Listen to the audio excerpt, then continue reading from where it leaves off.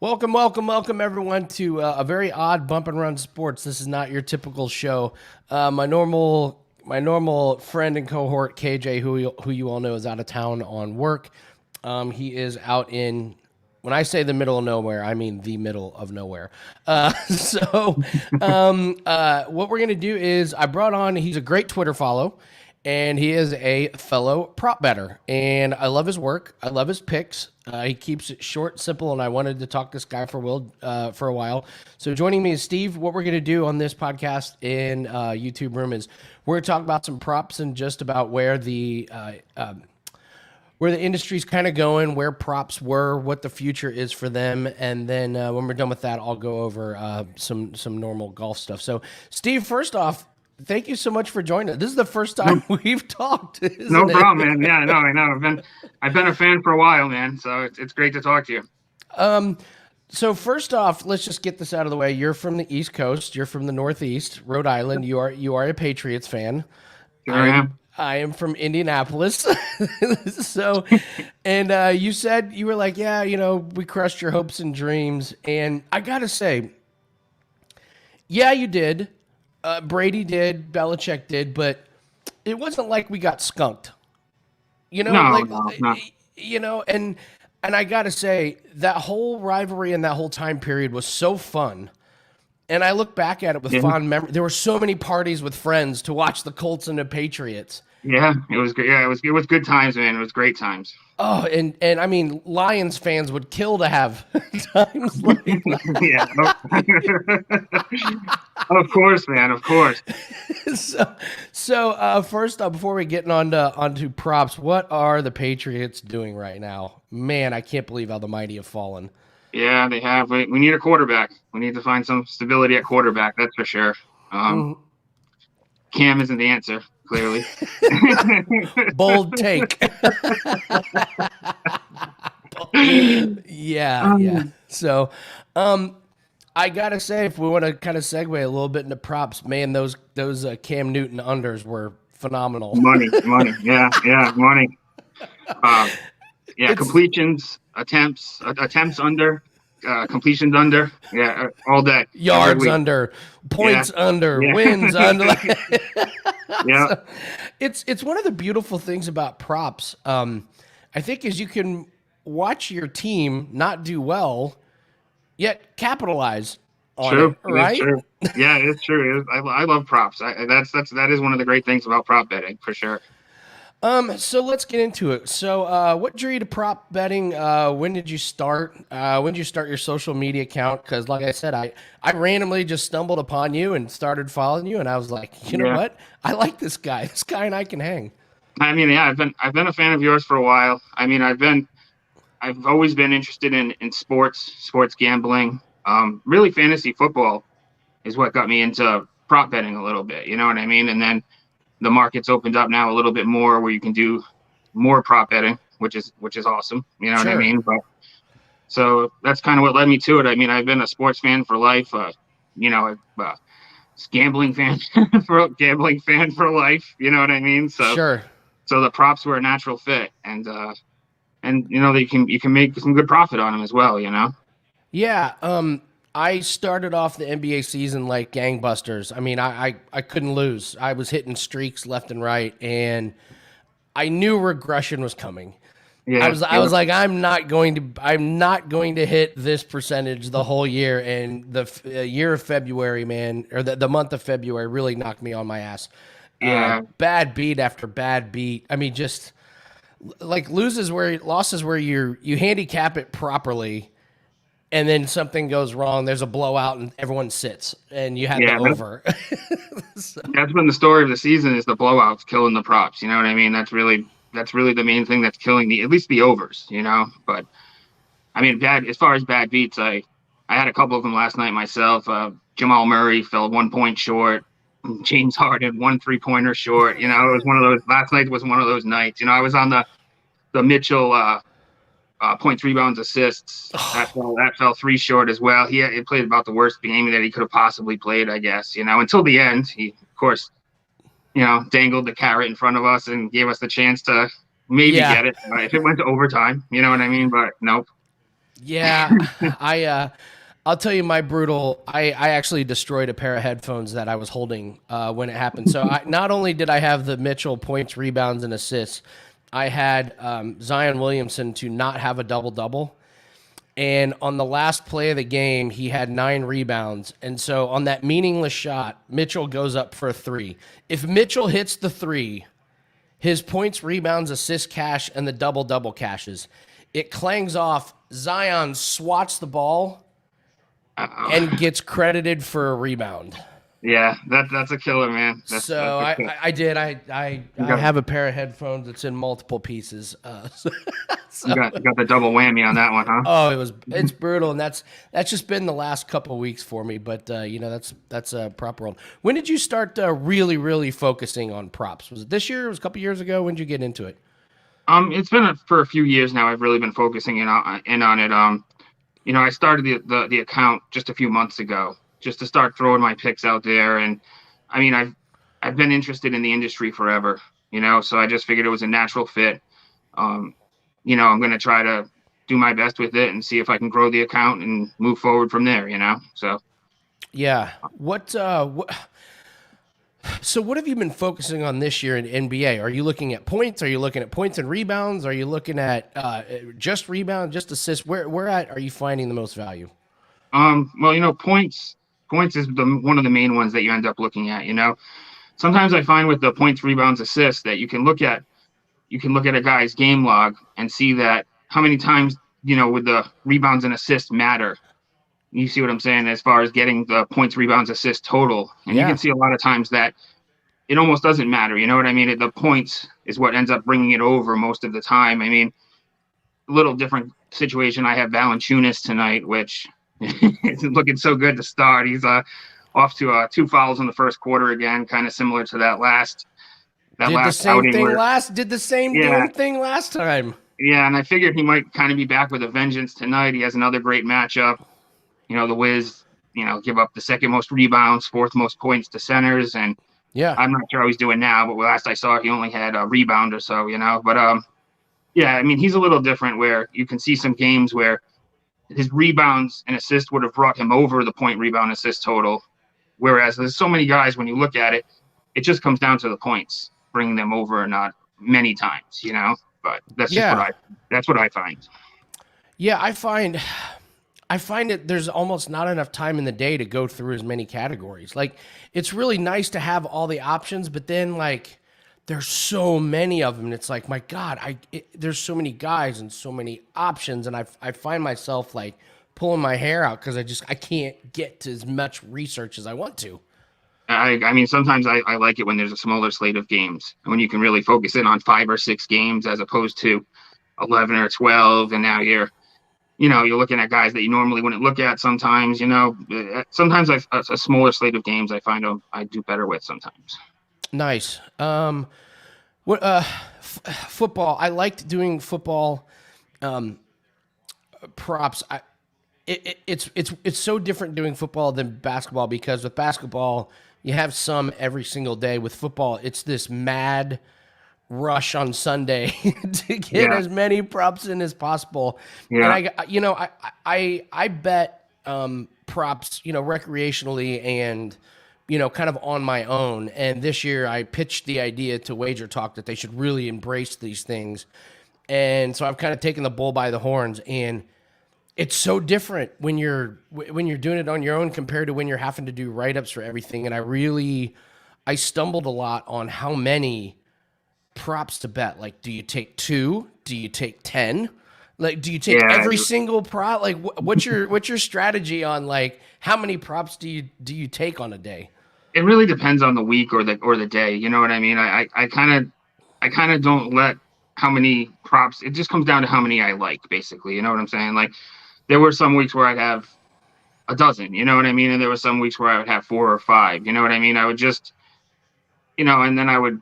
Sometimes, you might up the bets for the ones you like more and include some smaller ones, but that can kind of take away from the profit as well, So yeah, I mean, it's a tough call either way, But yeah, what So let's talk some specifics in NBA. What players have been good to you? Have there been guys that burned you? Teams that you focus on? What's the season look like for you?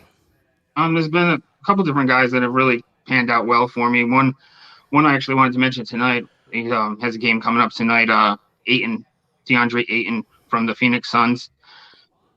His over/under tonight was 14.5 points, and Ooh, that's yeah, juicy. I like that. It's really good. I mean, he's hit that in 6 of 7 games, 6 of his past 7. Also, the Lakers obviously no AD, but Gasol's out tonight as well, which that It would, could it help would things. almost it would almost help Ayton if Gasol was playing. I mean, well, maybe, maybe, but I mean, it's one less guy down in the paint, and that was another thing I noticed. That was that the Lakers have allowed the 11th most points in the paint in the league, and that's with a lot of their games with AD, with Gasol. So I just don't think that Harrell is going to be able to. I don't think Harrell's going to be able to contain Ayton. With Chris Paul dishing him the ball tonight. Yeah, that's a good one. I like that. Yeah, there's been a lot of guys to go to. Kawhi Leonard has been really good to me lately. I like him tonight against the Celtics. I think they just started up actually his point total. I mean, there's some of the obvious ones. The Jimmy Butler rebounds and assists. That's that's been something that a lot of people are onto. You know what I mean? And he's been hurt recently, but he was clearing that rebounds assist total like, I don't know how many games in a row, but he was clearing it very frequently. That was a very good pick right there. I loved betting his unders when he first started at the beginning of the season. Just I knew he was going to be tired, and some of those other guys were going to be tired from the playoff run, and so I was able to juice that orange on the under a little bit, and then sure enough, it's amazing with props how quickly you got to be able to adjust. Guys go in and out of these streaks and in and out of these trends, and yeah, that was a good one. What sports books do you have? You're in Rhode Island, right? Yeah, so over here, we have the state run sports book, which kind of sucks because they don't have the best prop selection. You know what I mean? But Yeah. Obviously you have offshore as an option, and I use FanDuel and DraftKings as a reference point. But to find numbers and stuff like that. But I mean, offshore is where you really have to go, being in Rhode Island at this point. Yeah. Is there what's it look like on the horizon? You guys gonna pass it? You guys gonna get legal? Well, no, I mean we have it's legalized, but it's run by the state, so so it's not, you can't get on FanDuel, you can't get on DraftKings over here. Yeah. Oh, Which really that sucks. It sucks, man. But you got to work with you got to work with what you got. You know what I mean? So yeah. What? So we're coming up on the All-Star break. What strategies are you looking at for the rest of the season? I'm really just sticking to the plan as far as the different guys that I like and stuff like that. I mean, coming off the All-Star break and going into it, you might have some guys that are resting and whatnot. So as far as strategies going down the line, I'm gonna keep riding the hot hand, obviously, of different teams and players that are performing properly. I gotta say, I'm going unders. Oh yeah. I have been burned. I have been burned by taking overs on some of the more random stuff.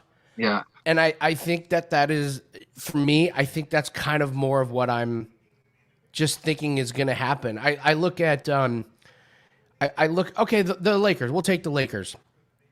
I look at them and say, what is their motivation to run LeBron into the ground? Or what is their motivation to rush AD back and give him 38 minutes a game? This is a team that only gives a shit about the championship.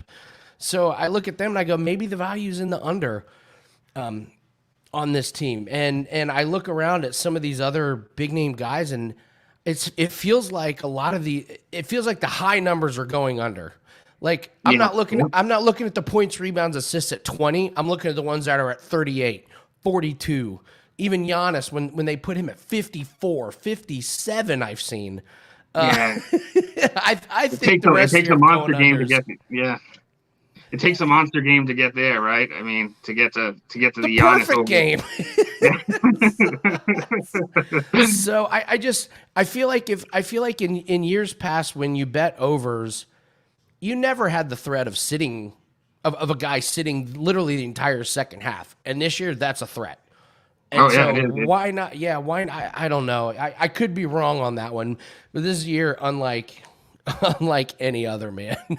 You know, So it's not a bad thought because I was talking to somebody about that the other day about taking the unders in props, and you look at it, and most everybody is placing overs, right? So the sports books are making profits. You know what I mean? So you have to think if you're on the side of the under more often than not. Yeah, it's a viable strategy. I've thought about it. It's hard to do though, right? I mean, it's hard to say, go under 28 points for Kyrie tonight. Come on under, you know. You know I what I mean, mean? I was on Kyrie over. I was on Kyrie over last night and only got there because of overtime. Yeah, yeah. That was And that was great. I had the Nets. I had the Nets there, given the 4, and thank God it went to overtime because if not, they would have won by 2. But oh yeah, that would have sunk quite a few people. So, so Michael Kaiser joins us. Do you bet any other sports besides NBA and football? I do. I also do baseball. I like MLB a lot, and I'm actually really looking forward to the MLB season as far as props, strikeout props for the pitchers. Maybe even some home run props and stuff like that. I like MLB a lot. Those are my big three is football, NFL, NBA, and MLB. Those are my big three. I am. It's been I've not been at Wager Talk for more than a year. So Oh, really? yeah, yeah. Wow. Well, I did some NASCAR stuff in 2019, Okay. but to say they did not advertise it would be an understatement. I don't think anybody knew I existed, and literally the only reason I got there was because of the COVID. Every sport got canceled, and one of the first ones back was NASCAR, and they were like, "We need NASCAR, so call Andy." Wow. And then I got into golf, had another great golf year, and then they asked anybody got any new ideas, and I said we need to tackle props. Like props are coming. The stigma, unfortunately, still is that it's gimmicky. I don't know if you Yeah. run into that as well. Yeah. I mean, I think that the old guard is they want you to stick to spread and over under, right? I mean, but I think it's becoming more and more people are more accepting of it as time goes on, and when they can see the profit that you can make betting props, I mean, why not? You know what I mean? And it's fun, and it's like your own mini fantasy league every day. You know what I mean? Yeah, seriously. And I think it was great. I think it was great for Wager Talk. Honestly, I was a big fan of Prop It Up. I would watch it live whenever I could. Comment whenever I could. I love the three of you guys. That was a great addition to Wager Talk. I actually got comment of the day one time. The Lutton for a punishment. The Lutton was going against the Steelers. The Lutton for punishment was my comment, and that's awesome. I get a kick out of it. I get a kick out of it that you guys thought it was so funny. It was great. Like, oh yeah, you guys, all three of you guys were laughing, and it made my day. Honestly, it was really funny, man. And you called it out as comment of the day. It was like you were laughing your ass off, saying you couldn't get much better than that. You know what I mean? No, so I appreciate a good comment. Prop it up. Spoiler, prop it up. There will be baseball. Prop it up. Nice. We had. When I say we went into that with like no idea, I pitched the show, and Johnny Detroit was like, "Yeah, let's do a prop show," and I'm like, "Fuck yeah." Who's gonna do it with me? I didn't even think about it. Yeah. And so Andrew McGinnis was jumped in and said, "I want to do it." And then Matt Josephs jumped in, and those are the only two guys that jumped in and said, "I'll do it." So when we started going, we had no plan whatsoever. And we were like, is this gonna suck? Like is this like, because it's fun being a pioneer and it's fun doing the first of something, but it's also it would be really nice if there was a blueprint or something. And so like we just had to like make it up as we went, and then we saw the views and we were like, "Oh my God, like there's a huge prop betting world out there." Like they're out there, and spoiler alert, they're smart. The sharp guys, right? Yeah. Yes, absolutely. I was stunned at how many people that I never heard of knew as much about props as they did. And the three of us have said since then, we're like, man, we got to come with the heat on this show. You can't come in there not knowing what you're talking about because your audience will eat your ass to shreds. So it was a pleasant surprise. And yes, we are going to do some form of baseball. We've been talking about it. I think it just took us off guard. I know it took Wager Talk off guard. It was like, oh my God, this is a hit. Like, we're getting thousands of views. That's awesome, man. The three of you guys seem like a natural fit. I mean, it seemed like a natural fit, the three of you guys. So yeah, and we had never met. Really? Yes. I didn't know who Matt Josephs was. We just did our first show and off and running. And I mean, now we're great friends. Like, now I talk to Matt and Andrew almost every day. So I'm so excited about the future of props. And I'm with you, man. I'm glad Wager Talk did it. So I love in your profile on Twitter. I love this sports capper / analyst in parentheses future professional. Yeah, because that's what I'm. I thought it was funny too. You know what I mean? It's a little bit of a joke, but I'm serious about it though. It's what I'm looking to do now going forward. It takes time. It's like any job where it does take time. It takes a lot of work, but I gotta say, I don't have anybody on this show that I don't believe in, and I've read your stuff, and you always put in the work, and you always have good reasonings. Somebody told me when I first because did you follow me from Bump and Run Sports? Is that where or did you just see me on Wager Talk?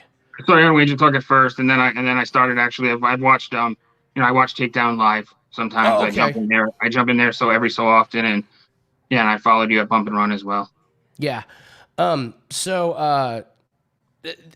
It's interesting. When I first got onto Wager Talk, somebody told me, it was like, hey, when you're giving away picks, when you're selling picks or anything, just remember, people are not just buying the pick, they're buying the write-up. So you better come with the heat when you're doing the write-up, because if your pick loses, you better be able to go back and say, my stats were good, my research was good, I did the work.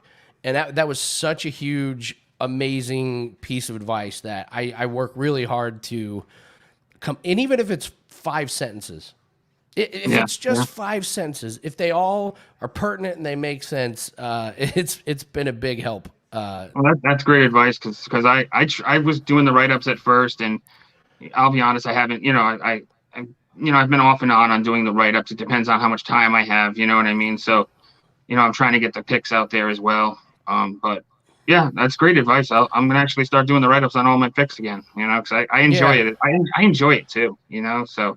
I do too, man. I love it, man. I enjoy being right. I enjoy, you know what I mean? Or being this close to, you know what I mean? And this is the reason why it happened. You know what I mean? I projected this would happen, and that this would happen because of this, and it all comes together, and I love it. Yeah. I love it. Yeah. Who do you like in baseball this year? Oh, I'm a Red Sox fan, but that's not Ooh, this is going to be a rough year then. Yeah, it's not looking so hot. It's not looking so hot. Your owners are sticking it to you guys. Yeah, I don't think we're getting any more World Series trophies this year, but not for a while. Yeah. Do you do DFS? I've dabbled in it a little bit. I'm not super into it right now. I'm more just into the prop picks themselves. But yeah, I've played it and dabbled in it. I gave up on it. I used to do good in some of the sports, and then something changed. I don't know if it was the big time players that took over, or you know what it was for me? It was the 50-50s that became not 50-50s. Yeah. Look, I play $100 head to head, and if I win, I get $40. Yeah. Yeah. Yeah, there's a problem with the rake there, huh? You know? We joked we joked they should just call them 40-40s. Yeah. No, no, Yeah. seriously. So, you talked about strikeout props and some of the other ones. What's been your strategy over years looking at pitch? Are you looking at the pitchers? You looking at the lineups? Probably a combination of both. What's some stuff you look at? Yeah. For strikeout props, I would be looking at obviously the pitcher and how often they strike people out. And then the lineup and as far as how often they strike out as well. You Yeah. know what I mean? It's kind of obvious, but it's what you need to look at, you know what I mean? And also how long do you think that the pitcher will go into the game? You know what I mean? If he's not Yeah. gonna go past the sixth inning and it's a high strikeout prop, then you know what I mean? It's dicey territory for them to strike out every hitter they face. You know what I mean? So I mean I haven't go ahead, I'm sorry. Who'd you do well on last year? Garrett Cole from the Yankees. Oh yeah. Oh yeah, he was good. Yeah, Yeah. he's a good guy to look at. I mean, I haven't looked that closely at baseball yet for this year, you know what I mean? But yeah, I mean, yeah, he was pretty profitable as far as a strikeout guy last year.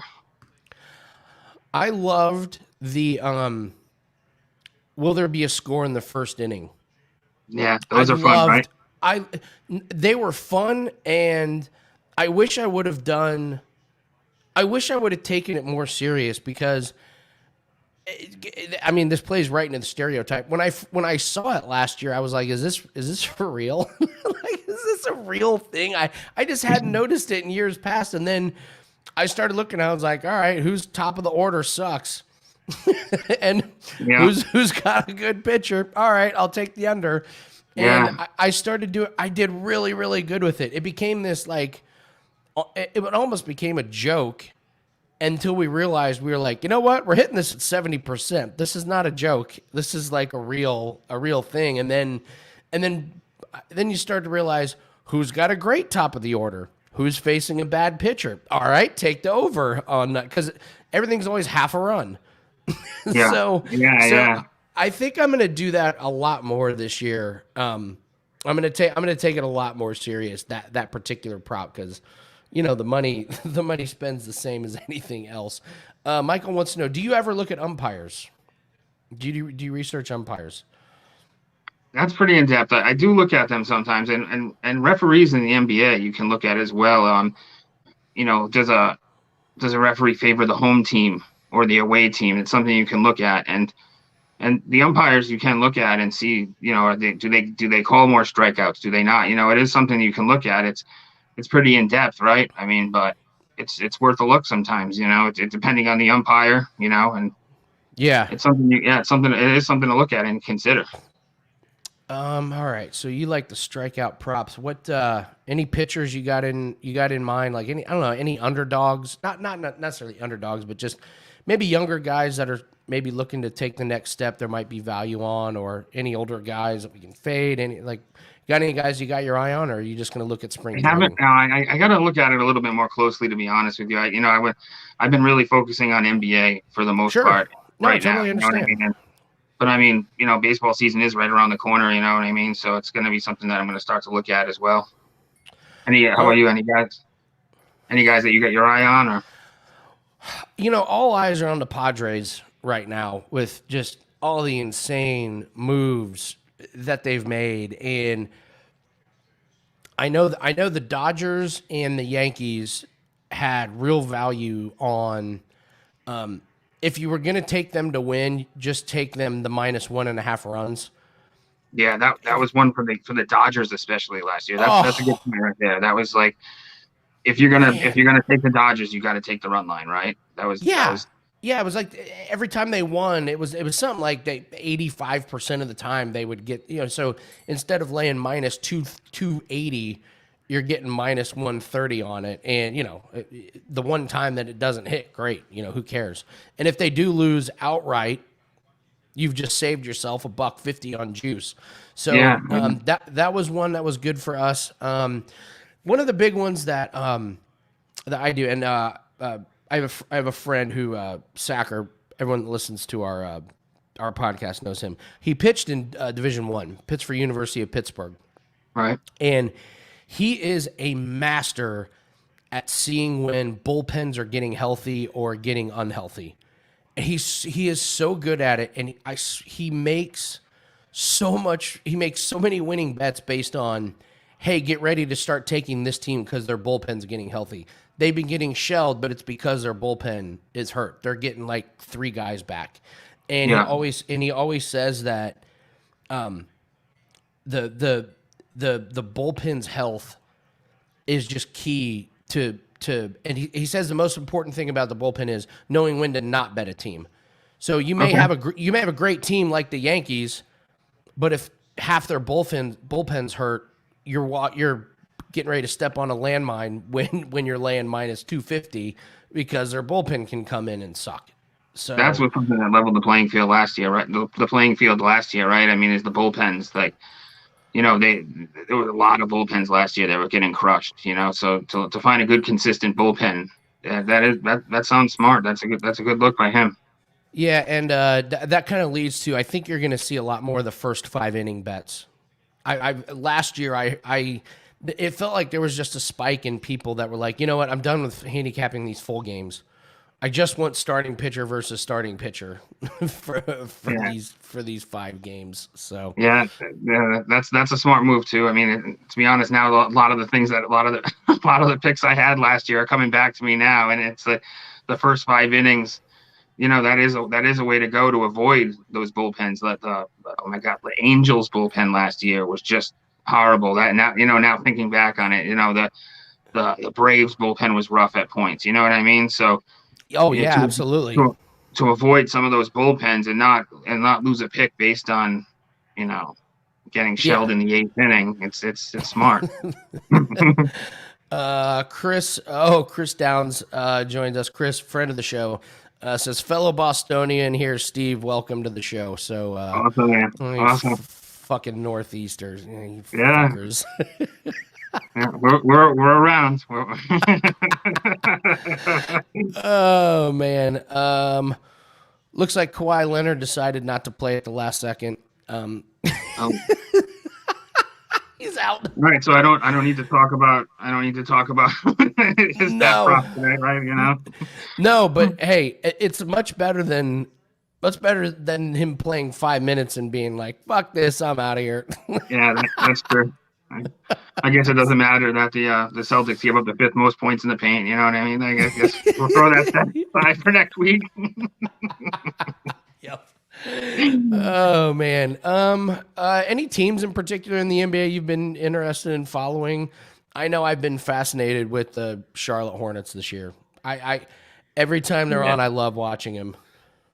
Yeah, they're awesome, man. Look, since LaMelo's taken over starting, they've been a point scoring machine. You know what I mean? And actually, I had LaMelo. I sometimes I try to put in for props late at night, as soon as for the next day. I'm saying as soon as I possibly can, and it paid off for me one time a few weeks ago. I think I might have even seen you fall to it. LaMelo had fallen the half point short one night, and I was so happy. I got him at 16.5, and he got 17, and I think most people got him at 17.5. You know, so that was nice. You know, a team that I've been backing a lot that I like tonight. It's a little tougher spot, but the Phoenix Suns have been, you know, obviously you could say Utah because they've just been a cover machine, but I feel like the Phoenix Suns are right behind them right now as far as they just keep it close or they stay a little bit ahead through 3 quarters, and then they just clamp down in the 4th, and next thing you know,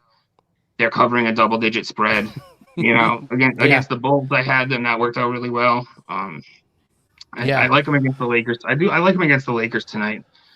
I mean, it'll be a close game, but I'll tell you right now, my only client play tonight was I gave out my free video of Clint Capella over 13.5 rebounds.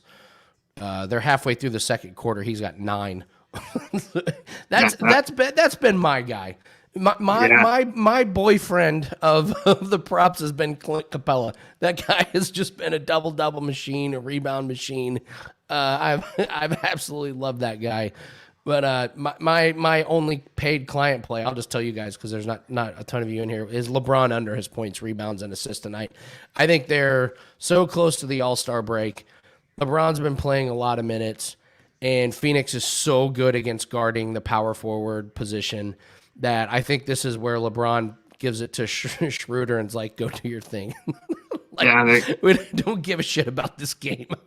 Get me to the All-Star break. So the Suns, they have a lot of guys to throw at teams defensively, especially at the power forward spot. You're right. I mean, that LeBron, they I mean, you can't stop them, but hopefully they can hold them down a little bit. You know what I mean? And again, it's such a huge number. Trae Young has been good about going under in some of these. Like, he'll explode and he'll go for like 42 points and 15 assists and 6 rebounds, and the next night 17, 8, and 4. And then so I really think I'm going to be looking at guys like that on the under, because like you said, man, I mean, on these overs, we get these blowouts, and it just feels like I've lost so many overs in the last month on good handicapping. That's the frustrating part, on decent handicapping, and you're going, well, it's a great matchup for this guy, and then something happens, go under. So I just got, maybe just some unders. So, Mark, yes, we've had a lot of Capella bets. Yes, Mark, we've had a lot of Capella bets. So, they come through. I mean, he's a rebound machine. I mean, it's ridiculous, man. Yeah, and I had him against the Celtics though. You what? The Celtics game that I had him, and he kind of shit the bed in that one for me. But other than that, he's been unstoppable. Yeah. You'll have those once in a while. I find it with props. Like if a prop hits like 3 or 4 times in a row and then it loses, like, why do we get so nervous to come back to it?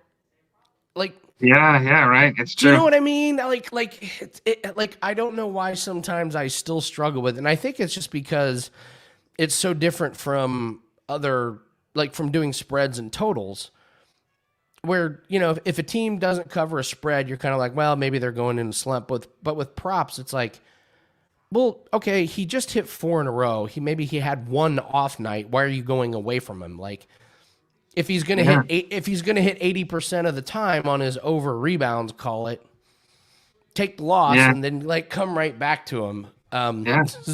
So.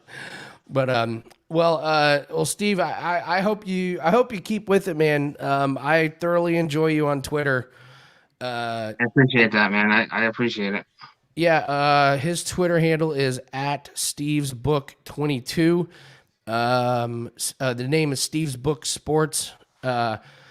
Anytime you can find someone that has a passion about props, you're always welcome on this. And since you're going to be doing baseball props, I can't wait. I wish I had some more information on that. I needed to look at it a little bit closer before I could give like some hard information on it. You know what I mean? But I'm going to start looking at it soon. And sure. Yeah. Come on, and we'll do a baseball preview. I'm sure. I mean, Matt Joseph loves betting baseball. He's so good. He's a first 5-inning master. So we'll get together and do that. Brian Bosock says loves your 8 and over pick tonight. The number for the LeBron under was 44.5. God, I love that one. That's a big number to get to against a good Suns defense. I might have to jump on that one myself. That's it's worth a sprinkle. Yeah. Maybe you take the 8 and points over, and I'll take the LeBron under. Maybe we both cash them tonight. Absolutely. So. All right, Steve, I'm going to let you go. I'm going to stay on. I'm going to do my my normal golf thing. But man, this was great. I really hope we do it again. And anytime, man, anytime. Yeah, hit me up when you're ready to talk some baseball. Let's do a little baseball preview. I'd love to do that with you. So.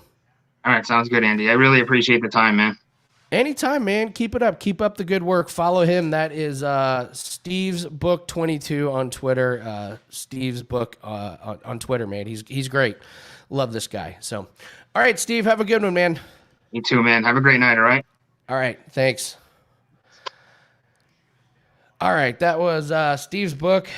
That was awesome, man. He did great. I just first time I've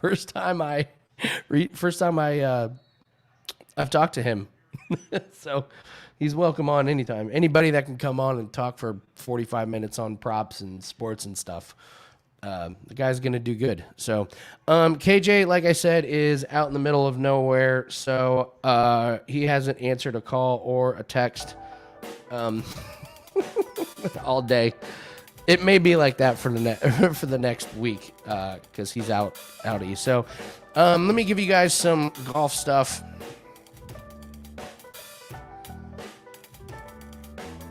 Pull up my golf stuff. Thank you everyone for joining us, by the way.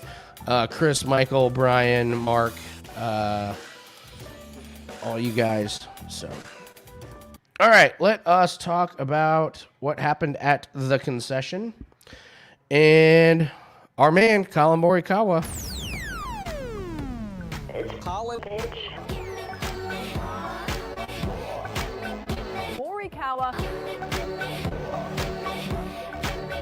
Colin Morikawa.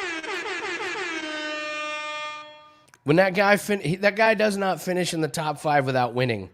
That guy is either a win or outside the top 35.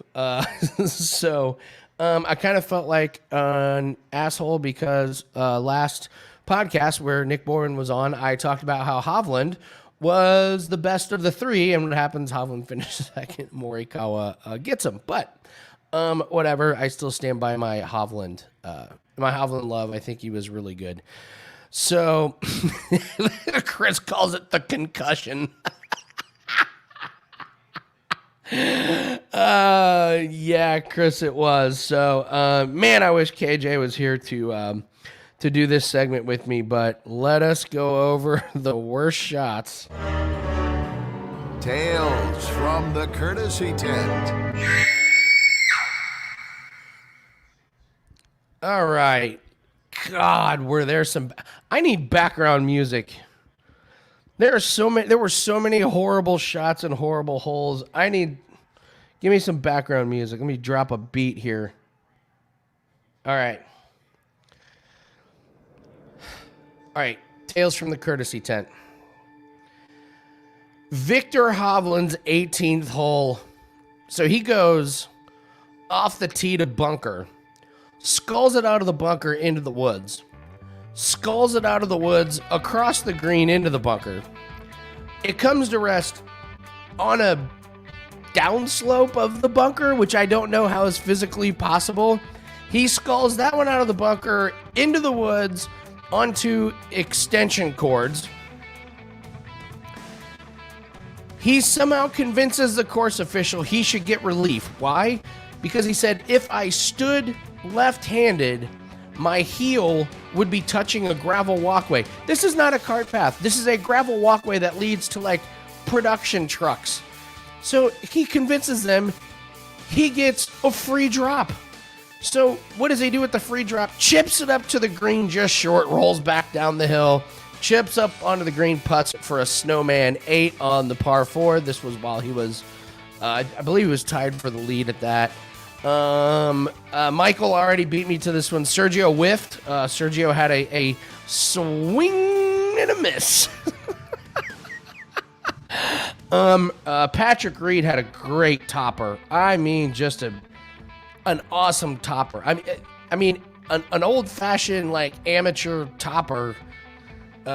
Classic Reed. Cameron Smith put 4 balls into the water on Saturday.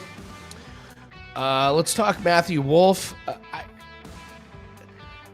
I don't want to get on Matthew Wolfe because he's obviously hurt, but so Matthew Wolfe on Thursday had 4 bogeys, 2 double bogeys, a triple bogey, and a quadruple bogey, and a withdrawal. So that is quite the Thursday for Mr. Wolfe. Will Zalatoris finished his tourney very strong. He 4-putted on the 18th hole. Will Zalatoris missed a 9-foot putt, a 4-foot putt, and a 2-foot putt on the hole. And the reason I bring this up is we had him over Max Homa, who he was winning, and then he tied him thanks to that fucking 4-putt. Chris brings up 10 guys hit the lip on bunker shots. I will counter that with saying over 90% of the field hit at least 1 ball into the water. Unbelievable stats. Harris English had a 55-foot shot to the pin. He hit it 2 feet, leaving 53 feet to the pin. Just creeping in on it. Just creeping in. 2 feet here, 2 feet there. And the best one. Here's the best one. Rasmus Højgaard on the 7th hole on Sunday. This is a shot tracker. This is a par 5. So he drives it to unknown. Hits it out of unknown 186 yards. So his next shot, shot 3, he hits 154 yards. He is now 47 feet to the hole. Okay, so he's 47 feet, get up and down for par. The next shot goes 9 feet. Except he's farther away because it rolled off the other side. So now he's 56 feet away from the hole. Next shot goes 8 feet. He's now 55 feet away from the hole because it rolled off the other side. Next shot goes 8 inches. He's now got 54 feet away from the hole. The next shot goes 25 feet, rolls off the other side of the green. He's still 54 feet away from the hole. The next shot goes 65 feet. The next one, 22 feet. And then he taps it in for a 10 on the par 5. Rasmus Højgaard took a fucking 10. A 10! I mean, that shot tracker. I mean, if you're the caddy, you're just sitting there and just like, every time you can just hear the cash register like going off, just losing money. Like, oh, there's another one that rolled back down to his feet. Cha-ching! Cha-ching! Cha-ching! Great work from Højgaard. I'm not mad. I'm just disappointed. I mean, Dustin Johnson shot +6 on Sunday. He finished the tourney +5. That's your number one golfer in the world. Fuck you very much. Adam Scott shot +5 on Sunday. Fuck you very much. Woodland shot +5 on Sunday. That's not too surprising because he's always done that. And Harris English. What has happened to Harris English? This guy won a tournament not that long ago. Shot +8 on Sunday. Unbelievable. So I'm not going to go over trivia because it's not very fun with one guy asking trivia. So I'm just going to go over some stats here to hopefully help you guys. Rory Mcilroy, 6th last week. He looked pretty good, and he likes this place. 4 straight top 6 finishes. He's the number 1 player on DraftKings for a reason. Let me give myself some music so it's not so mundane. I'm not scared of going back to Viktor Hovland. 2nd, 6th, 5th, and 2nd. Those are his last 4 finishes. Unbelievable. And actually, if you want to go back even further, he's got a 31st, and then before that, 3rd and 1st. So this guy, you take out that 31st. Listen to this guy's finishes. 1st, 3rd, 2nd, 6th, 5th, 2nd.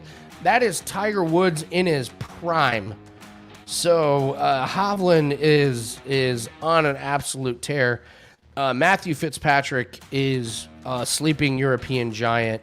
5th and 11th his last 2 tournaments, and he loves this place. 2nd and 9th the last 2 years here. Sung J M, I don't know what to make of him. He's not really up against the leaders, but he's finished 3rd the last 2 years here for whatever reason he likes this. Here's a guy I'm not buying at all, Hideki Matsuyama. That guy chipped out and holed out so many long-ass putts last week. That 15th place finish he had last week is such a fraud 15th place finish. I don't trust this guy at all. 56th, 33rd, 49th, 45th. That's his last 4 finishes here. So I will gladly not have Hideki Matsuyama involved in any bets where I'm on him. Spieth is playing. If you really want to pull your hair out, try and bet Jordan Spieth versus Jason Day. Have fun with that one. Who's some other guys? I'm obviously against Siwoo Kim. I can't believe Siwoo has a win. So Siwoo, since his win, miscut, 50th, miscut. Classic Siwoo Kim. And how's he done the last 3 years here? Well, he's missed the cut in all 3 times. So if you want fade material, it's definitely Siwoo Kim. Let's scroll down a little bit more. Let's see if we can give you guys some really good DraftKings or stuff. Zach Johnson, for whatever reason he likes this course. I don't get it because it's kind of long, but for whatever reason, he always makes the cut here.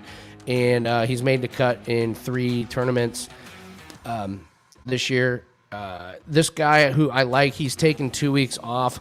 I think he's rejuvenated himself. Patton Kazire, he's only 6,800 on DraftKings. I like Patton Kazire if you can get a good value on any head-to-heads. All my head-to-heads are available on DraftKings, on Wager Talk. Jesus Christ. Too much Mike's Hard Lemonade.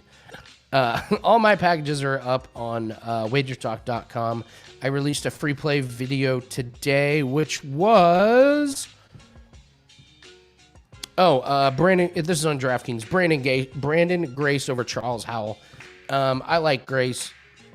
He was so bad after COVID, but Howell has been fucking terrible. Howell has been an atrocity. I don't know what happened to him. He must have just absolutely lost his game.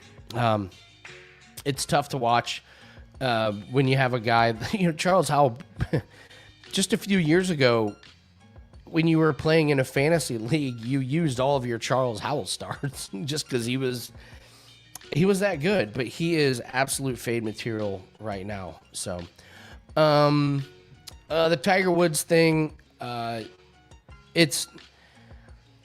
thought the tributes were pretty funny. Everyone wearing red and black. I get that he's rejuvenated himself, but I chuckled to myself about what should the real Tiger Woods tributes be?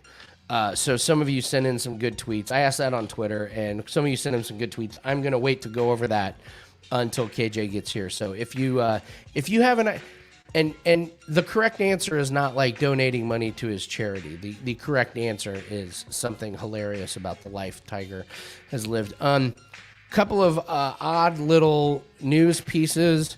Macklemore, the rapper, is created a line of clothing because, when you think golf and clothing, you think of Macklemore, the guy that did Thrift Shop, the song Thrift Shop. And in the weirdest of weird, Johnny Manziel, Johnny Football, said on a recent podcast he wants to become a professional golfer by the time he's 40. I will repeat that. Johnny Manziel has set a goal for himself that he wants to be a professional golfer by the time he is 40. I don't know what the odds are of whether or not he will ever get his PGA Tour card. I will take the no, and I don't care what the odds are. So, those are the weird ones.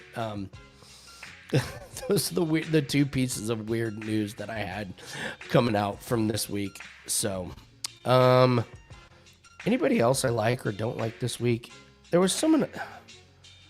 Oh, you know who else is playing good? That's only 6,500 on DraftKings. Kyle Stanley. Here's his last 5 finishes: 32nd, 39th, 36th, 18th, 32nd. I don't know why that guy started to come alive. He must have fixed something in his swing or something. But Kyle Stanley, there's your DraftKings darling this week. He hasn't played this course in a while. And we have a Steve Stricker sighting. The last time he played in a PGA tournament, he finished 4th. This is Steve Stricker. Steve Stricker's old ass finished 4th the last time he played. And he's made the cut the last 2 times that he's played here. Amazing. Yes. Yeah, Chris. Macklemore didn't even see him play Pebble Beach slowly. Yeah. So, all right. That's about all I got for tonight. Big shout out to Steve. That's not easy what he did coming on and hanging with me for 45 minutes just to talk about stuff. So hit me up on Twitter, shoot me an email if you got any questions. There will be more DraftKings head-to-head bets released tomorrow. I have it on good authority. So check social media and also check wagertalk.com. That's where my plays are. So. All right, that's all I got for tonight, guys. Thank you so much for joining us. Shout out to Steve. Hopefully, we get KJ back in the back in civilization next week, so we can actually talk to him. So he's doing good. He's traveling the Midwest and the East Coast with old Brutus, with his dog Brutus. So, all right, guys, that's all I have. Thank you so much for joining us. We'll see you next week on Bump and Run Sports.